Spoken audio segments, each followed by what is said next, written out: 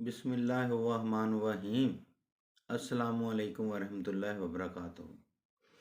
मेरे अल्लाह की शान ये है कि जब वो किसी चीज़ का इरादा फरमाता है कि हो जा तो हो जाती है।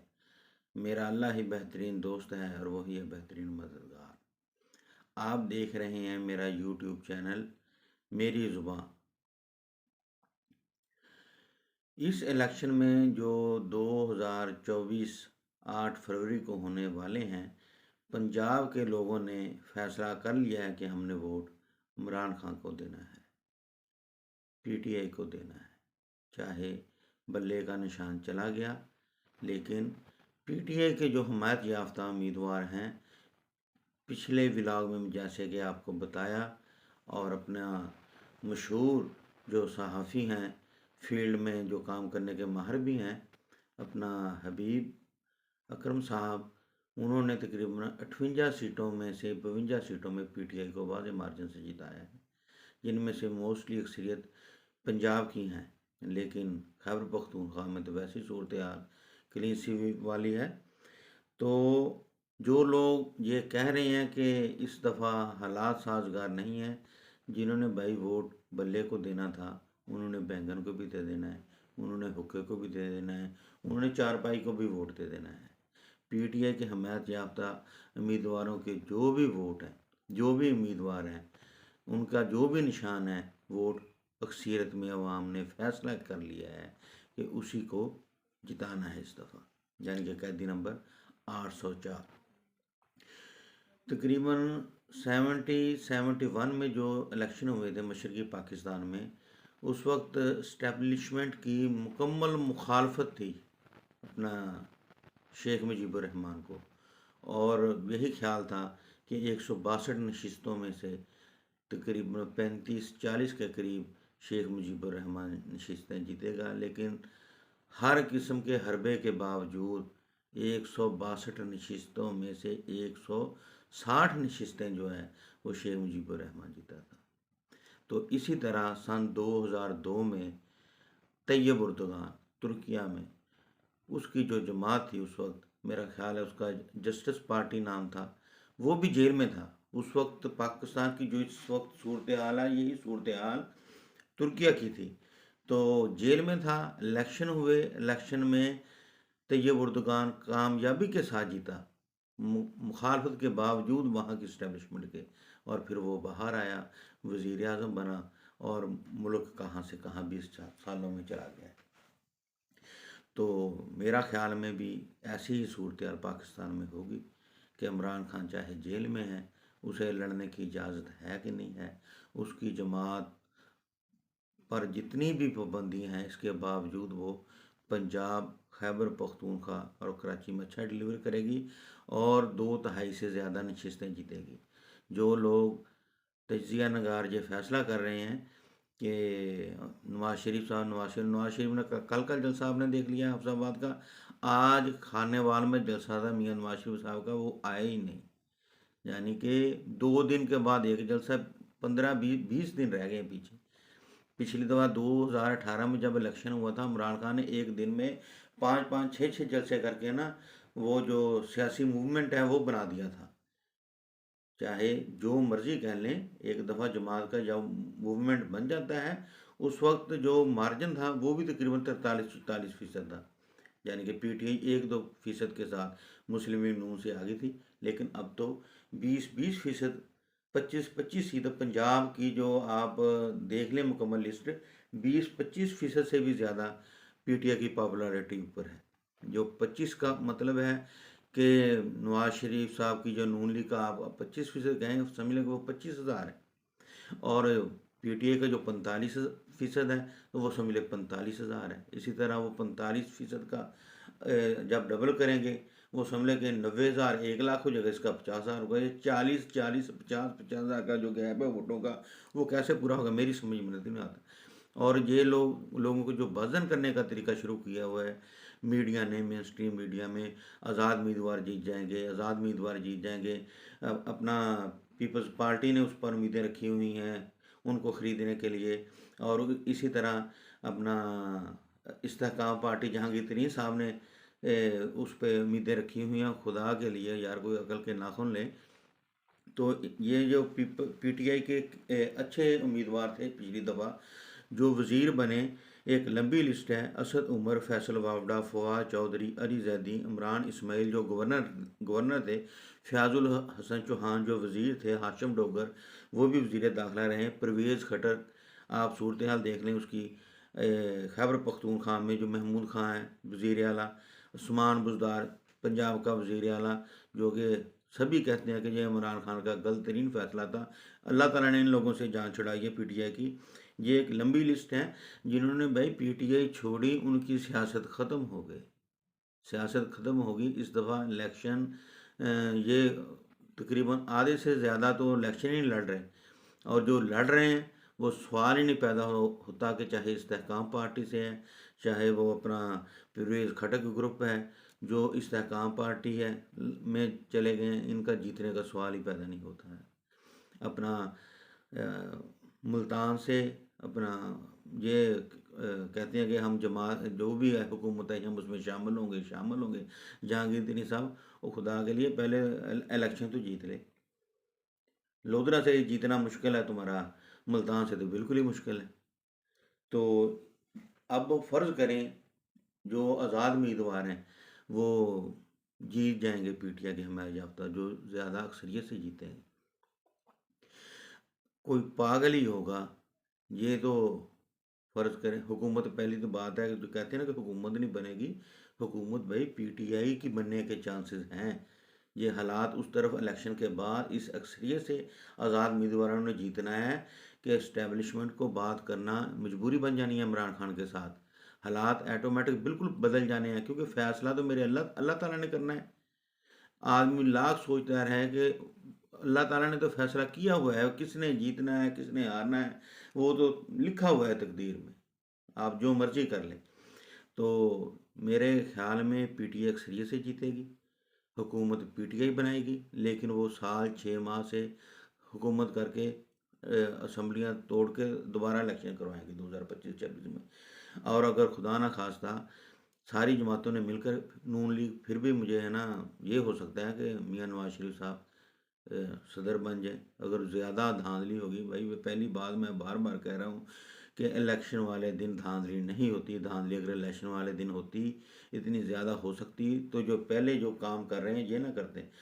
आप ये देख लें कि कल दानियाल अजीज़ को ये कैसे इलेक्शन हो रहे हैं कि दानियाल अजीज़ ने आज़ाद उम्मीदवार के तौर पर लड़ रहे हैं इलेक्शन, तो उसको जलसा नहीं होने दिया, उसके कुर्सियां उठा के ले गई। तो हमारी पता नहीं अदलिया भी नहीं ये देख रही, और इलेक्शन कमीशन तो वैसे ही एक पार्टी बना हुआ है, ये समझ से बाहर बाहर है।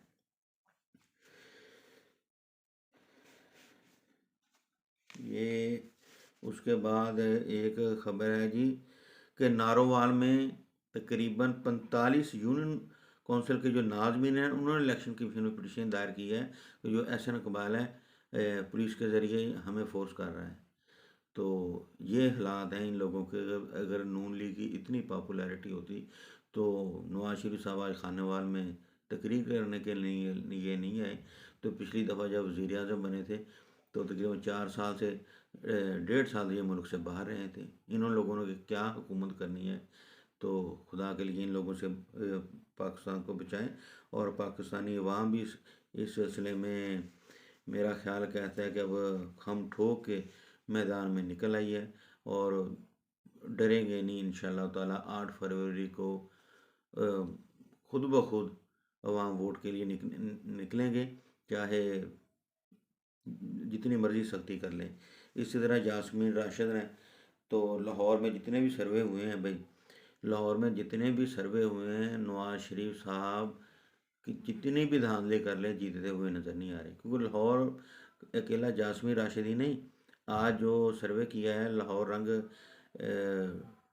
टीवी चैनल है जो, तो प्रोग्राम है देखना पड़ेगा 119 से मरीम नवाज वाला, उसमें तकरीबन 70% पीटीआई को लोगों ने कहा है कि हम वोट देंगे, और तकरीबन 30% नून लीग है। इससे आप अंदाज़ा लगा लें कि जो सर्वे फील्ड में जाके लोग साफ़ी कर रहे हैं कि सारे गरीदा फ़रूकी जैसे सहाफ़ी नहीं है, और हसन अयूब जैसे सहाफ़ी नहीं है, जिनको देख के अब लोग मेन स्ट्रीम देखना ही लोगों ने छोड़ दिया है।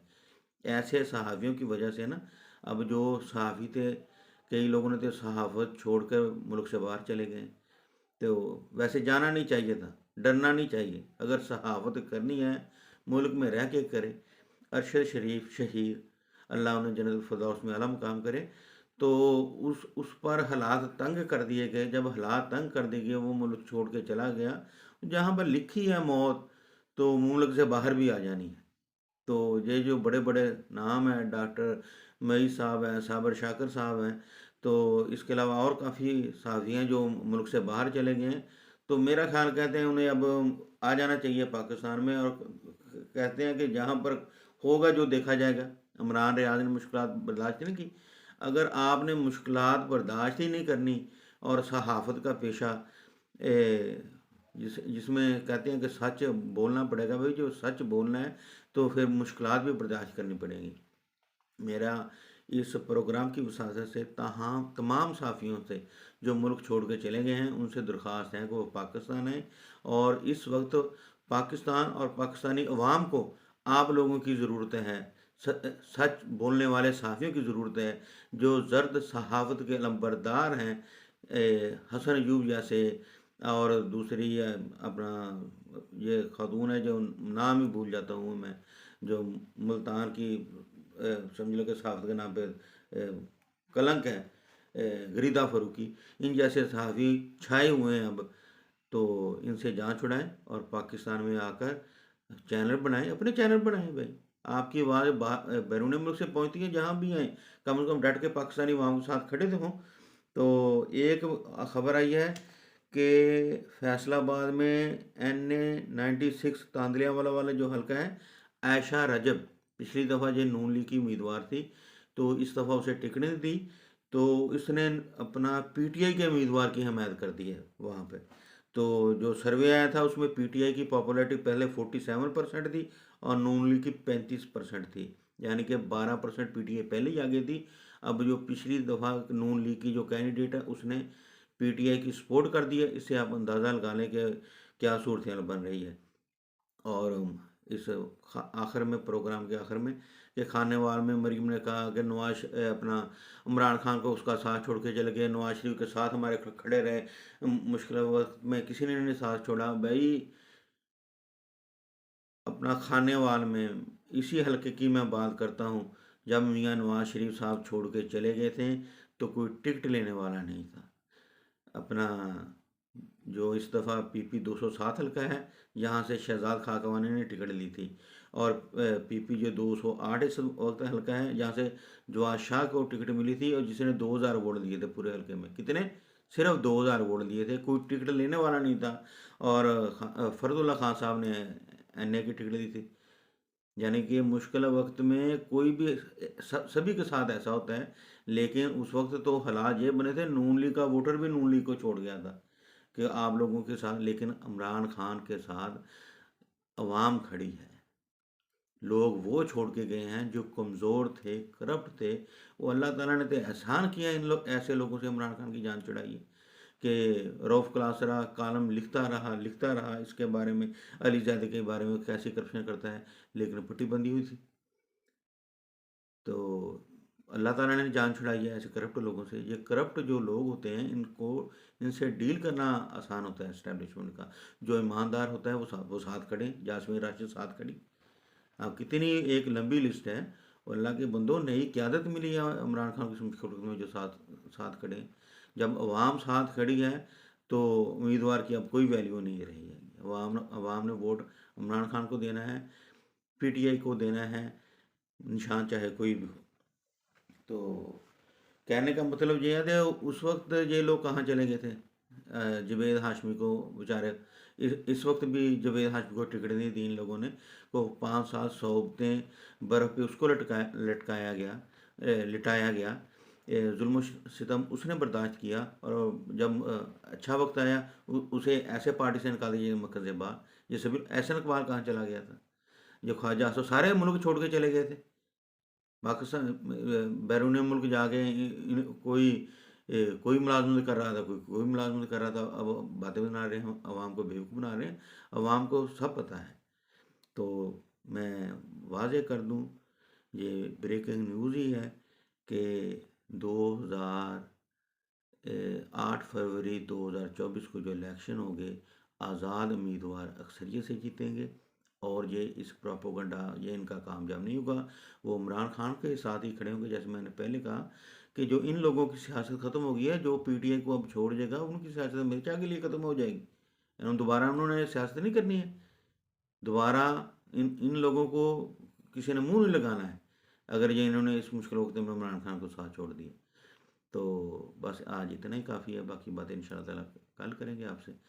तो आपसे दरख्वास्त है कि मेरे इस चैनल को सब्सक्राइब करें, ताकि ताकि ये बातें साथ कमेंट ज़रूर किया करें कि अगर कोई गलती कोताही हो, क्योंकि इतने हम एक्सपर्ट तो हैं नहीं, लेकिन अल्लाह ताला ने नॉलेज दिया है। लेकिन जो बातें कर रहा हूँ, देख लें आप, अल्लाह के फजल करम से सच साबित हो रही हैं। अल्लाह ताला आपको ईमान वाली, सेहत वाली ज़िंदगी अता करे। आपका बहुत बहुत शुक्रिया।